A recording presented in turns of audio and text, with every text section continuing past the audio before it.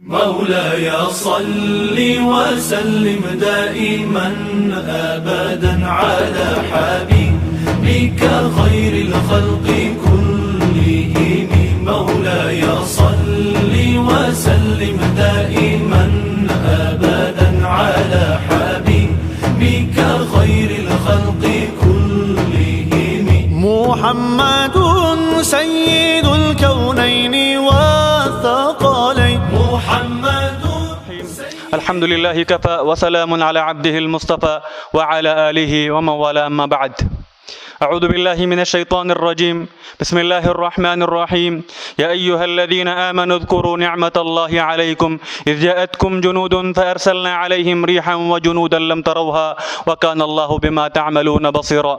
إذ جاءوكم من فوقكم ومن أسفل منكم وإذ زاغت الأبصار وبلغت القلوب الحناجر هنالك ابتلي المؤمنون وزلزلوا زلزالا شديدا. صدق اللہ العلی العظیم. محترم ناظرین کرام، جب اللہ کے رسول صلی اللہ علیہ وسلم نے بنو قریظہ کو مدینے سے جلا وطن کیا، ان کے سزاؤں کی، ان کے جرم کی ان کو سزا دی اور انہیں یہ حکم دیا کہ وہ مدینے سے نکلے، اور اللہ نے اس کو یوں تعبیر فرمائی: یخربون بیوتہم بایدیہم وایدی المؤمنین فاعتبروا یا اولی الالباب. اس وقت بنو نذیر کے سردار، بالخصوص سلام ابن مشکم، حیی ابن اخطب اور ابن ابی الحقیق، یہ لوگ سیدھے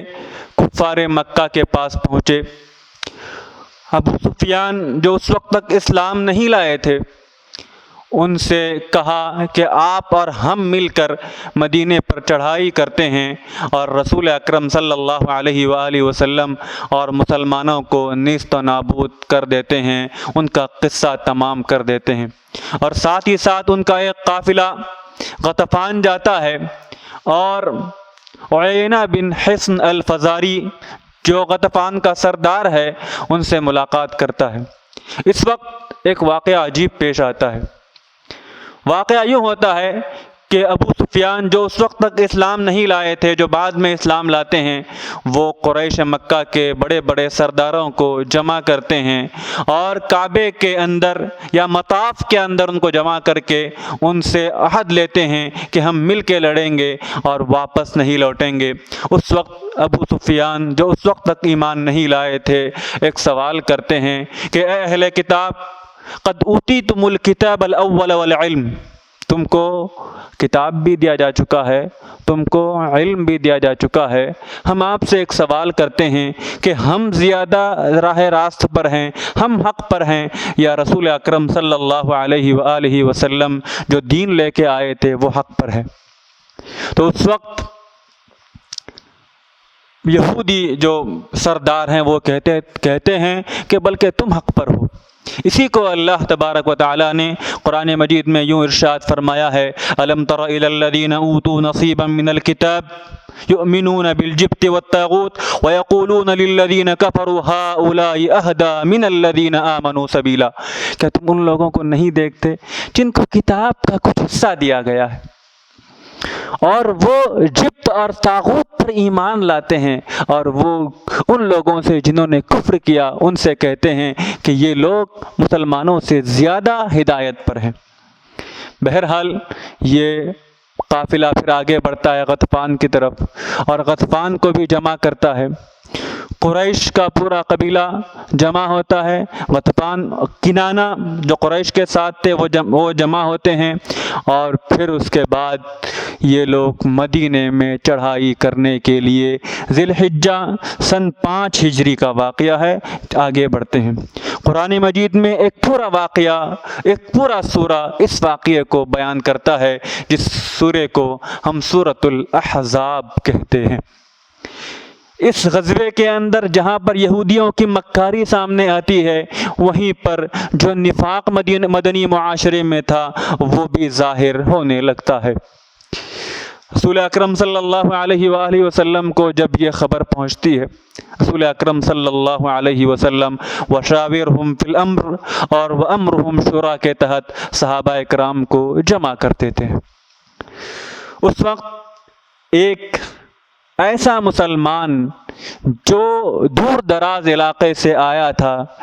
میری مراد سلمان فارسی رضی اللہ عنہ، وہ مشورہ دیتے ہیں کہ ہمارے علاقوں میں جب اس طرح سے دشمن حملہ کرتا ہے تو ہم خندق کھود دیتے ہیں تاکہ دشمن حملہ نہ کر پائیں۔ مدینے کا ایک علاقہ سنگلاخ پتھروں سے تھا، دوسرا علاقہ باغات اور کھیتیوں سے بھرا تھا، تیسرا علاقہ وہ تھا کہ جہاں سے دشمنوں کے آنے کا امکان تھا۔ تو اللہ کے رسول صلی اللہ علیہ وآلہ وسلم کو حضرت سلمان فارسی رضی اللہ عنہ کی رائے پسند آتی ہے اور اس رائے کو نافذ کیا جاتا ہے اور خندق کھودنے لگتے ہیں۔ اس موقع پر مدینے میں جو افراد تھے ان کا بھی نفاق، مدینے میں جو منافقین تھے ان کا نفاق بھی ظاہر ہونے لگتا ہے۔ جب رسول اکرم صلی اللہ علیہ وآلہ وسلم خندق کھودتے ہیں، اللہ نے اس پورے واقعہ کو اس انداز میں بیان کیا ہے، اذ جاؤکم من فوقکم ومن اسفل منکم واذ زاغت الابصار، اوپر سے بھی آ گئے تھے، یعنی باہر سے بھی آ گئے، ومن اسفل منکم، اور بنو قریظہ والوں نے بھی دھوکہ دے دیا تھا، اس کی تفصیلات آپ کے سامنے آنے والی ہے۔ وتظنون باللہ الظنون، اور آپ لوگ کچھ سوچنے لگ گئے۔ وبلغت القلوب الحناجر، دل گردن تک آ چکے تھے، یعنی خوف کا یہ عالم تھا۔ اس خوف کو اللہ تبارک و تعالیٰ بیان کرتے ہیں، هنالک ابتلی المؤمنون، اس وقت مسلمانوں کی آزمائش ہوتی ہے، ایمان کی آزمائش ہوتی ہے۔ جس طرح غزوہ احد کے بارے میں کہا تھا وَلِيُمَحِّصَ اللَّهُ الَّذِينَ کفروا، اللہ تعالیٰ تمحیص چاہتے ہیں، اللہ تعالیٰ چھانٹتے ہیں، آزمائش کے ذریعے اللہ تبارک و تعالیٰ لوگوں کو چھانٹتے ہیں کہ کون اہل ایمان ہے، کون اہل ایمان میں سے نہیں ہے۔ بہرحال جب خندق کھودنے لگتے ہیں، کفار مکہ کے آنے سے پہلے تیاری کرتے ہیں، تو دو تین ایسے واقعات ہوتے ہیں جس سے ایمان کے اندر بھی پختگی ہوتی ہے۔ یعنی ایک موقع پر ایسا ہوتا ہے کہ لوگ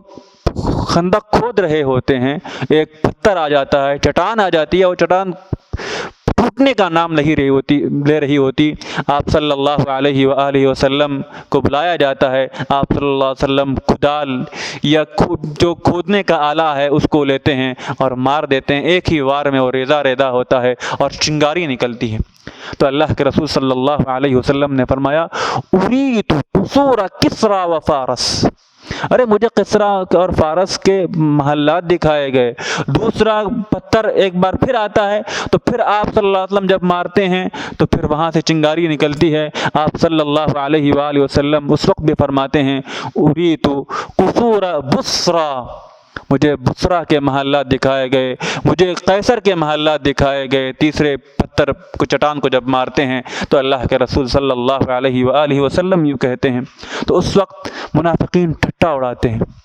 اور یہ کہتے ہیں کہ یہ شخص کیا بات کر رہا ہے کہ اسے اپنے گھر جانے کے لیے راستہ معمون نہیں ہے اور وہ کسری، قیصر اور یمن کے محلات کا ذکر کرتا ہے۔ اس وقت مسلمانوں کی آزمائش ہوتی ہے، لیکن منافقین بھی ظاہر ہونے لگتے ہیں۔ تو لہذا جب قافلہ آنے لگتا ہے قریش کا، غطفان کا اور یہودیوں کا قافلہ آنے لگتا ہے، اس وقت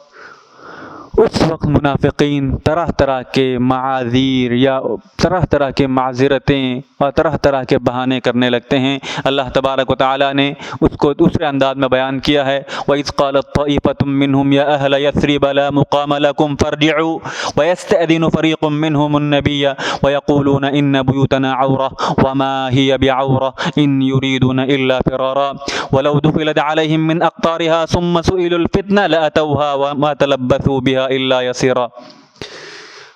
اللہ تعالیٰ نے بیان کیا ہے کہ ایک جماعت بنو حارثہ کا ذکر تاریخ کی کتابوں میں یا سیرت کی کتابوں میں ملتا ہے، وہ کہتے ہیں کہ اے اللہ کے نبی، ہمارے گھر عورہ ہے، ہمارے گھر کی حفاظت نہیں ہے، ہم گھر میں واپس جانا چاہتے ہیں۔ تو اس وقت سعد بن معاذ جو کہ قبیلہ اوس کے سردار تھے، وہ کہتے ہیں کہ جس طرح ہمارا گھر محفوظ نہیں ہے اسی طرح ان کا گھر بھی محفوظ نہیں ہے، تو لہذا یہ لوگ بہانہ کر رہے ہیں۔ اللہ تعالیٰ نے اسی چیز کو بیان کیا ہے، اگر ان کو فتنہ کرنے کے لیے، ان کو مسلمانوں کو تکلیف دینے کے لیے اگر ان کو بلایا جاتا، وہ ضرور آئیں گے اور اس میں تاخیر نہیں کریں گے۔ تو یہ غزوہ در حقیقت یہودیوں کی سازش کا نتیجہ تھا، لیکن اللہ کی طرف سے اللہ نے سلمان فارسی کو بھیجا، اور سلمان فارسی کے ذریعے اللہ تعالیٰ نے خندق کا انتظام کیا۔ جب جیسے ہی لشکر مدینے کے پاس پہنچا اور اس نے خندق کو دیکھا تو وہ شزدرہ رہ گیا، حیران رہ گیا، اور یہ محاصرہ تقریباً 20 دن تک رہا۔ دوسری چیز، ان 20 دنوں میں آپ صلی اللہ علیہ وآلہ وسلم کے ہاتھوں بہت سارے معجزات بھی ہوئے۔ حضرت عبداللہ ابن جابر یا جابر ابن عبداللہ نے جب دعوت کی تھی تو کھانے میں برکت ہو گئی۔ جب اللہ کے رسول صلی اللہ علیہ وسلم نے چٹان پر ایک کدال ماری تو اللہ کے رسول کو بشارت دی گئی، اور اس بشارت کا اظہار بھی اللہ کے رسول نے کیا۔ اسی طرح سے سلمان فارسی رضی اللہ عنہ نے جب مشورہ دیا تو لوگوں میں یہ مقابلہ ہونے لگا کہ سلمان فارسی کی نسبت اپنی طرف کی جائے، تو اللہ کے رسول صلی اللہ علیہ وسلم نے اس وقت ایک جملہ کہا تھا، سلمان منا اہل البیت، سلمان اہل بیت میں سے ہیں۔ جب سلمان فارسی ایمان لاتے ہیں تو وہ منا اہل البیت بن جاتے ہیں، اور رسول کے چچا ابو لہب اگر ایمان نہیں لاتے ہیں تو پھر وہ اہل بیت سے خارج ہوتے ہیں۔ تو یہ ہوتا ہے من بطأ به عمله لم يسرع به نسبه۔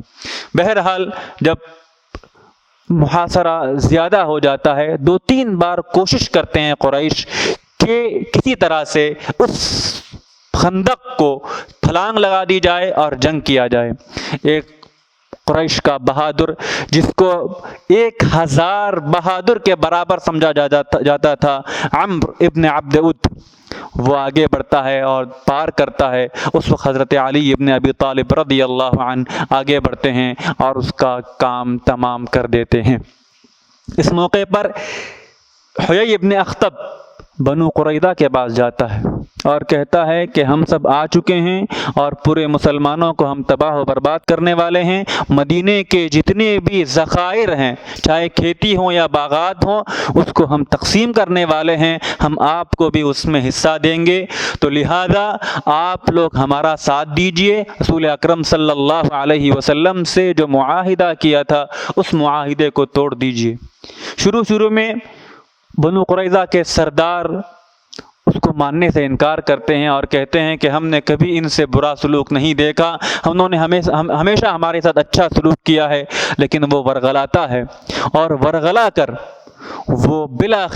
آخر میں وہ بھی اپنے راستے سے ہٹ جاتے ہیں اور بنو قریظہ وعدہ توڑ دیتے ہیں۔ اللہ کے رسول صلی اللہ علیہ وآلہ وسلم نے اپنے 2 ساتھیوں کو بھیجا تاکہ خبر لی جائے کہ واقعی انہوں نے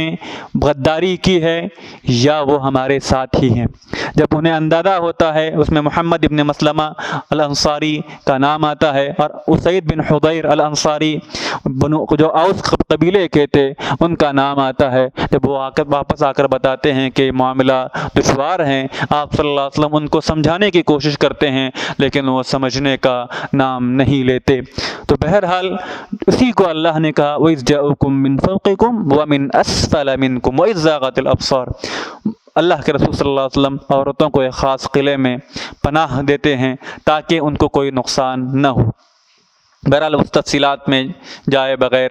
ہم اس معاملے پر آتے ہیں کہ کس طرح سے یہودیوں نے رسول اکرم صلی اللہ علیہ وآلہ وسلم کے ساتھ مکاری کی اور غزوہ خندق جیسا معرکہ ہوا جس میں مسلمانوں کو حد سے زیادہ آزمایا گیا۔ اسی کو اللہ تبارک و تعالی نے قرآن مجید میں اسی انداز میں بیان کیا ہے، اور وہ بیان کرتے ہیں اللہ تعالیٰ نے اسی کو قرآن مجید میں سورہ احزاب میں تفصیل کے ساتھ تقریباً 18 آیتوں میں اس کو بیان کیا ہے اللہ تعالیٰ نے۔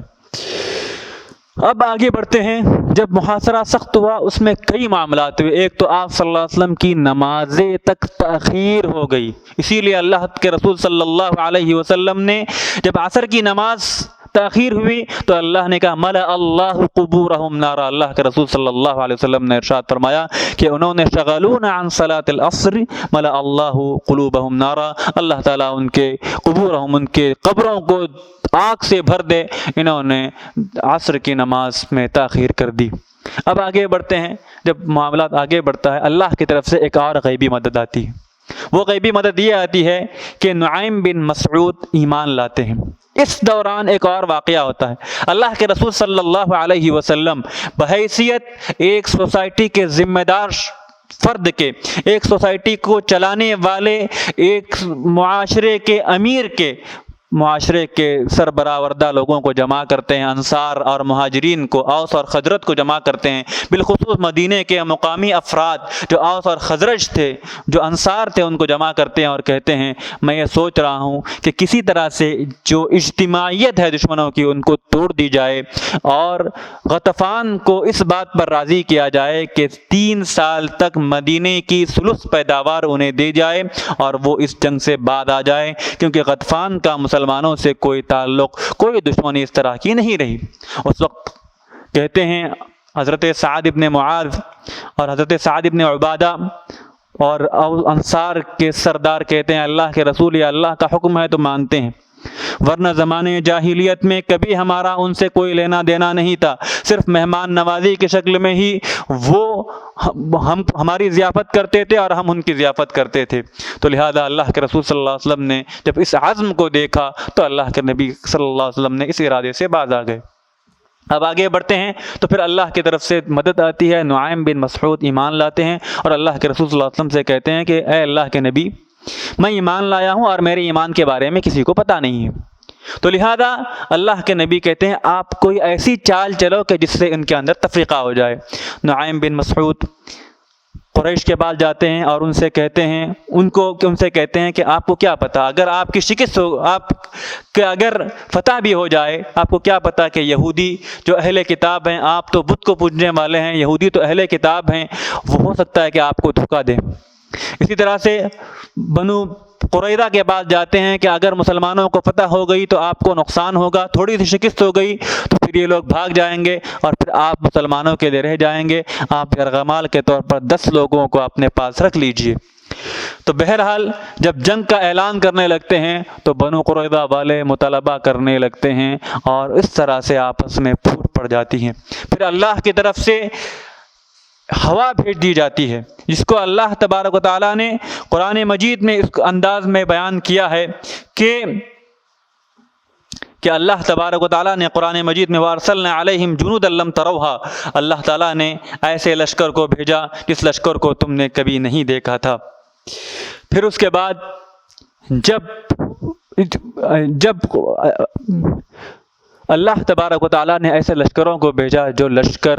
جس کو اللہ نے کہا وَأَرْسَلْنَا عَلَيْهِمْ جُنُودًا لَمْ تَرَوْهَا، ہم نے ایسے لشکر کو بھیجا جس کو تم نے دیکھا نہیں تھا۔ اللہ کی طرف سے تیز ہوا آتی ہے اور ایسی تیز ہوا آتی ہے کہ ہانڈیاں تک الٹنے لگتی ہے۔ اس وقت ابو سفیان یہ اعلان کرتا ہے کہ اِنِّي رَاحِلٌ فَارْحَلُوا، میں تو نکلنے والا ہوں، آپ لوگ بھی نکل جاؤ۔ اسی کو اللہ کے رسول صلی اللہ علیہ وسلم نے دوسرے الفاظ میں کہا تھا نُصِرْتُ بِالصَّبَا وَأُهْلِكَتْ عَادٌ بالدبور، میں تو باد صبا کے ذریعے مجھے اللہ کی مدد آ گئی، جبکہ بالدبور یعنی پچھوائی ہوا، مغربی ہوا کے ذریعے قوم عاد کو ہلاک کیا گیا تھا۔ تو جب اس وقت اللہ کے رسول صلی اللہ علیہ وسلم نے ایک جملہ کہا تھا، آج کے بعد قریش کبھی تم سے جنگ نہیں کر پائے گا اور تم ان کے ساتھ جنگ کرنے والے بنو گے۔ بہرحال یہ پورا جو غزوہ ہے جس میں مسلمانوں کی آزمائش ہوئی، یہودیوں کی سازش کی وجہ سے تھی۔ جیسے ہی وہ لوگ نکل جاتے ہیں تو اللہ کے رسول صلی اللہ علیہ وآلہ وسلم یہ چاہتے ہیں، زرہ اتار رہے ہوتے ہیں، جبریل امین آتے ہیں اور کہتے ہیں اے اللہ کے رسول اے اللہ کے رسول صلی اللہ علیہ وسلم آپ نے تو زرہ اتار دیا، ابھی تک فرشتوں نے زرہ نہیں اتارا۔ اس وقت اللہ کے رسول صلی اللہ علیہ وسلم یہ اعلان کرتے ہیں لا يصلين احدكم الظهر او العصر الا في بني قريظة، قال النبي صلی اللہ علیہ وآلہ وسلم نصرت بالصبا واهلكت عاد بالدبور۔ جب قریش اور غطفان کا قافلہ یا ان کا لشکر اپنے اپنے علاقوں میں واپس جاتا ہے اور غزوہ احزاب یا غزوہ خندق مکمل ہو جاتا ہے اور سب لوگ اپنے گھروں میں جاتے ہیں، رسول اکرم صلی اللہ علیہ وسلم زرہ اتار رہے ہوتے ہیں، اس وقت جبریل امین آتے ہیں اور کہتے ہیں کہ ابھی تک غزوہ احزاب یا خندق میں جو فرشتے شریک ہوئے تھے انہوں نے ابھی تک اپنی زرہ نہیں اتاری ہے، آپ کو اس وقت بنو قریظہ کا محاصرہ کرنا ہے۔ بنو قریظہ یہودیوں کا آخری قبیلہ جس نے اب تک مسلمانوں کے ساتھ عہد و پیمان کیا تھا اور عہد و پیمان کی وفاداری بھی کی تھی، لیکن انہوں نے اس وقت قانون کو توڑ دیا، اس معاہدے کو توڑ دیا جو معاہدہ میثاق مدینہ کے تحت ان کے اوپر لازم تھا۔ تو لہذا رسول اکرم صلی اللہ علیہ وسلم اعلان کرتے ہیں لا یصلین احدکم الظہر وفی روایت لا یصلین احدکم العصر الا فی بنی قریظہ۔ تو صحابہ کرام کی جماعت بنو قریظہ کی طرف جاتی ہے، کچھ صحابہ نماز راستے میں ہی پڑھتے ہیں، کچھ صحابہ نماز بنو قریظہ میں جا کر پڑھتے ہیں جبکہ ان کی نماز قضا ہو جاتی ہے۔ تو لہذا جب محاصرہ بڑھ جاتا ہے اس وقت وہ اس بات پر راضی ہوتے ہیں کہ سعد ابن معاذ جو فیصلہ کریں گے ہم اس پر راضی ہو جاتے ہیں۔ سعد ابن معاذ قبیلہ اوس سے تعلق رکھنے والے ہوتے ہیں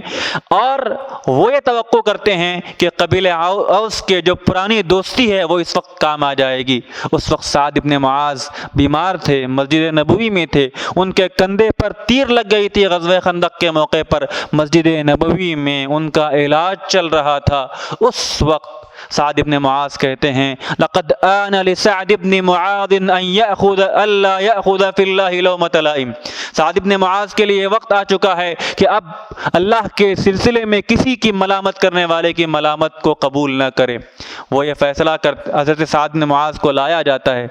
وہ ایک گدھے پر سوار ہو کر آتے ہیں۔ اس وقت اللہ کے رسول صلی اللہ علیہ وسلم قبیلہ اوس کے لوگوں سے یا اپنے پاس جو لوگ بیٹھے ہوئے تھے ان سے کہتے ہیں قوموا الی سیدکم، اپنے سردار کے لیے کھڑے ہو جاؤ اور ان کو اتار دو۔ حضرت سعد ابن معاذ یہ فیصلہ کرتے ہیں کہ جو جنگ کے قابل ہیں ان کو قتل کیا جائے، اور یہی سزا توریت میں ان لوگوں کے لیے لکھی جا چکی ہے جو غداری کرتے ہیں، جو معاشرے میں فساد مچاتے ہیں۔ بہرحال رسول اکرم صلی اللہ علیہ وآلہ وسلم کے اگر آپ غزوات کو اٹھاتے ہیں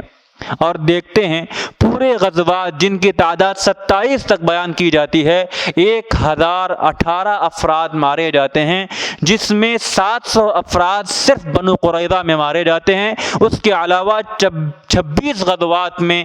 تقریباً 418 لوگ دونوں طرف سے مسلمان اور مسلمانوں کے دشمنوں کو ملا کر مارے جاتے ہیں، اور یہ 700 بھی ان کی غداری اور مکاری کی وجہ سے مارے جاتے ہیں۔ تو بہرحال یہاں پر اس موقع پر مدینہ یہودیوں کی مکاری سے پاک ہو جاتا ہے، لیکن جو یہودی اس کے علاوہ لوگ تھے وہ مدینے میں رہتے ہیں۔ اور آپ جانتے ہیں کہ متفق علیہ روایت ہے کہ جب رسول اکرم صلی اللہ علیہ وسلم کا وصال ہو رہا تھا اس وقت آپ کی زرہ ایک یہودی کے پاس رہن میں بھی رکھی ہوئی ہوتی ہے۔ یہ لوگ جب آپ صلی اللہ علیہ وسلم بنو قریظہ کے معرکے سے جب غزوہ بنو قریظہ مکمل ہو جاتا ہے اور ان کو ان کے کیے کی سزا دی جاتی ہے، 3 لوگ جو بنو قریظہ کے تھے وہ ایمان لا چکے ہوتے ہیں اور وہ اس وقت ایمان لاتے ہیں، اور ان کی روایات بھی بخاری شریف میں، مسلم شریف میں ان کی روایات بھی بیان کی جا چکی ہے۔ اس کے بعد جو یہودیوں کے ساتھ آخری معرکہ ہوتا ہے یا آخری کشمکش ہوتی ہے وہ خیبر کے موقع پر ہوتی ہے۔ بہرحال جو غزوہ احزاب ہے اس سے بہت سارے واقعات ہوتے ہیں۔ ایک چیز یہ یاد رکھنے کی ہوتی ہے کہ اللہ کی سنت ہے کہ اللہ اپنے نیک بندوں کو بھی آزماتا ہے، اللہ کی یہ سنت ہے اللہ تعالیٰ اپنے نیک بندوں کا بھی امتحان لیتا ہے، اور اللہ کی یہ سنت ہے اگر معاشرے میں اچھے اور برے لوگ ہوتے ہیں تو اللہ تعالیٰ آزمائش کے ذریعے برے لوگوں کو بھی سامنے لاتا ہے اور اچھے لوگوں کو بھی سامنے لاتا ہے۔ سیرت پاک کے واقعات سے ہر واقعے کے اندر ہمیں عبرت کی چیزیں ملتی ہے، سیکھنے کی چیزیں ملتی ہے۔ اللہ سے دعا ہے کہ اللہ تعالیٰ سیرت کی تعلیمات کو سیکھنے کی اور اس کے ذریعے اس کو اپنی زندگی میں لانے کی توفیق عطا فرمائے۔ آمین وآخر دعوانا الحمدللہ رب العالمین۔